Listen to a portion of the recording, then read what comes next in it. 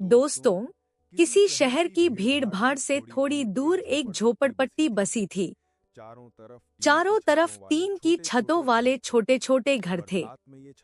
बरसात में यह छतें ऐसे टपकती, जैसे आसमान ने सारा पानी इन्हीं झोपड़ियों पर बरसाने का ठान लिया हो। वहीं रहता था विनोद, लगभग 19 साल का दुबला पतला लड़का। उसके चेहरे पर हमेशा एक उदासी सी छाई रहती, मानो जिंदगी ने उसके सपनों पर ताले लगा रखे हो। विनोद के पिता दिहाड़ी मजदूर थे। कभी काम मिलता तो 2 वक्त का खाना जैसे तैसे नसीब होता, और अगर काम ना मिला तो घर में सन्नाटा छा जाता। उसकी माँ लोगों के घरों में झाड़ू पोछा करती थी।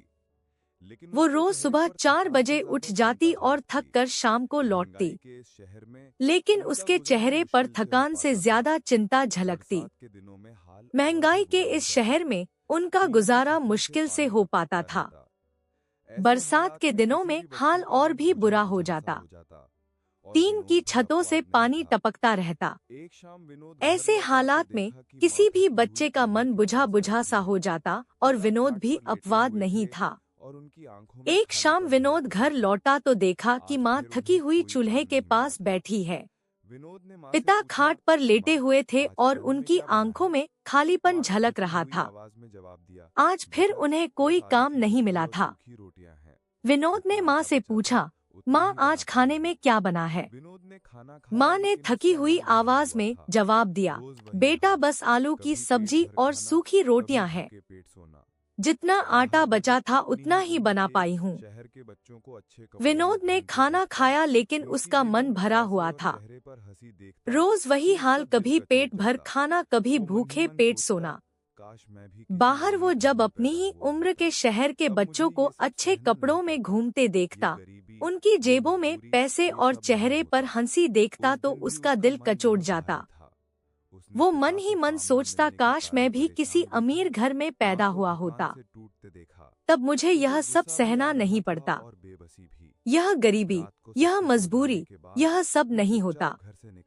उस दिन भी उसका मन बहुत भारी था। उसने पिता को काम न मिलने के कारण परेशान देखा, माँ को थकान से टूटते देखा। उसे गुस्सा भी आ रहा था और बेबसी भी। रात को सबके सो जाने के बाद वो चुपचाप घर से निकल गया। उसके कदम अपने आप शहर की सड़कों पर भटकने लगे। रात गहरा चुकी थी। सड़क किनारे फुटपाथ पर गरीब लोग चादर में लिपटे सो रहे थे। विनोद भी जाकर फुटपाथ के किनारे बैठ गया। उसने आसमान की तरफ देखा। बादलों से ढका आसमान उसे और उदास कर रहा था। भगवान ने मेरे साथ ऐसा क्यों किया? क्यों मुझे इस गरीब घर में पैदा किया? ना अच्छे कपड़े, ना अच्छा खाना, ना पढ़ाई लिखाई। क्या मैं सारी जिंदगी ऐसे ही जीऊंगा? वो चुपचाप सोचता रहा। तभी उसके बगल में सो रहे एक बूढ़े बाबा उठकर बैठ गए। उनकी आंखों में गहराई थी, जैसे उन्होंने जिंदगी के बहुत उतार चढ़ाव देखे हो। बाबा ने विनोद को देखा और नरम आवाज में पूछा, बेटा इतनी रात के यहाँ अकेले क्यों बैठे हो? सब ठीक तो है ना? विनोद ने कोई जवाब नहीं दिया।